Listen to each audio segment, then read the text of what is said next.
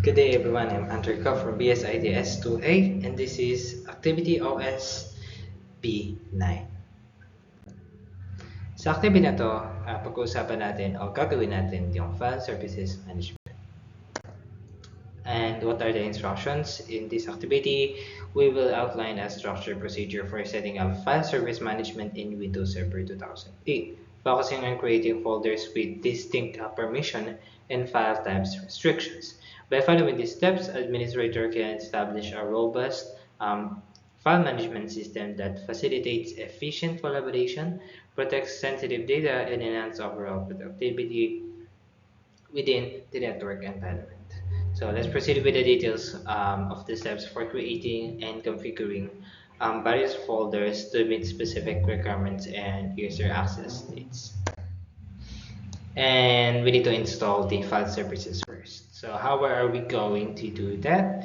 So punta lang tayo dito sa server managers, then add roles, dun sa role, then add roles, select file services, configure wizard, configure and install, then let's start natin yung PC pagkatapos natin magawa yan. So makikita nyo dito, pumunta tayo sa administrative tool at sa mga menu within that within this window, may makikita tayong service manager. Pindutin na natin yun at tsaka natin i-install. Kapag na-install na pa natin yung service manager, makikita na natin itong menu dito. So, kailangan natin i-configure yung ating wizard. So, para ma-install yung ating service manager. So, i-click nyo lang yung mga naka-check na checkbox dito.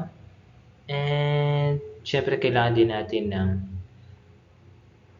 ng sariling volume para dito sa ating manager na ito.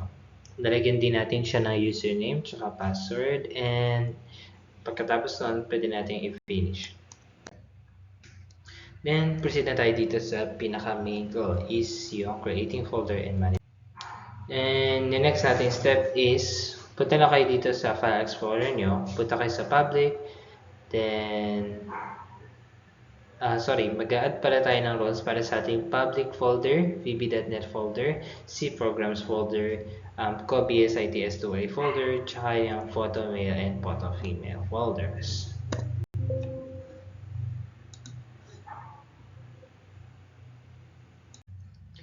And pagkatapos natin magawa yun, punta tayo dito sa File Service Resources Resource Manager. Punta tayo dito sa Manager, then may makita tayo ditong isa pang menu na File Server Resource Manager. At punta na tayo doon. At pagkakita natin doon, mag-navigate na tayo dito sa under ng File Screening Management at may makita tayong file groups.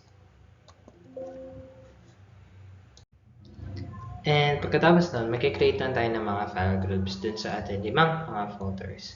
So, yung una dito is yung para sa public. Then, pagkatapos natin magawa yan, mag-add tayo ng para dito sa ating VB.NET folder, C programs folder, COBSITS2A folder, and dun sa photo male and photo female folders. Then, create file screen template. Gagawin na natin dito is, yan, nakikita niyo sa screen, iniisa-isa yung mga bawat folder na create natin.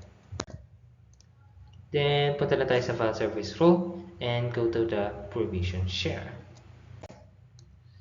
Mag-create tayo ng provision share for each folder na ginawa natin. Then, select natin yung location ng folder created in the local disk. At configure lang natin yung wizard para dun sa ating public folder. Yun muna yung unahin natin.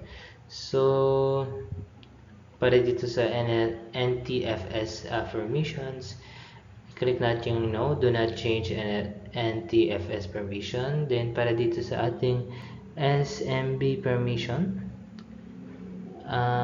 click natin yung pangatlong column, yung ating pangatlong radio box. And para dito sa ating quota policy, i-check natin yung apply quote and Hindi ko masyado makita yung isang option. Pero yun. Then, para doon naman sa ating folder para sa vb.net, katulad ng ginawa natin sa public, configure natin yung provision share nito. So, kailangan lang din ulit natin gumawa ng make sure na meron tayong space para sa ating volume dito sa ating bawat folders, no? Then, katulad ng mga pinindot natin kanina, pero ito naman may iba tong dinagdag na permission.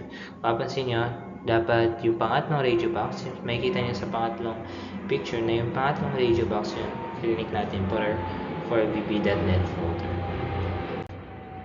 And actually, magkakatulad na lang yung procedure dun sa C program folders natin at dun sa core BSID folder, pati na rin dun sa ating photomail and photoPaymail folder. So, iba-iba lang sila ng mga permissions at make sure nyo lang na tama yung nilagay natin ang permissions. So, that's all for this video. I hope you learned something. Thank you.